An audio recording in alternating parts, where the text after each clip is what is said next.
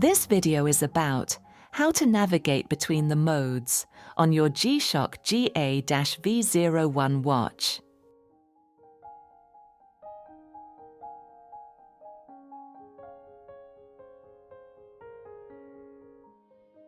Hold down Mode button for about 2 seconds to return to timekeeping mode from any other mode.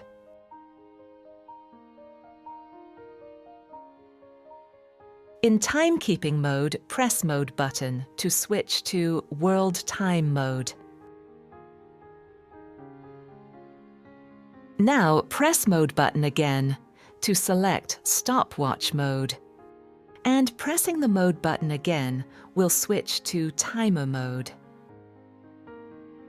You can switch to the Alarm mode from Timer mode by pressing the Mode button. Each press of Mode button cycles between watch modes.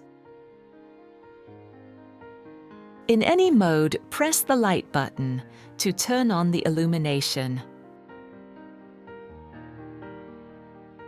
Each press of the Start button in timekeeping mode cycles the display information on the digital display.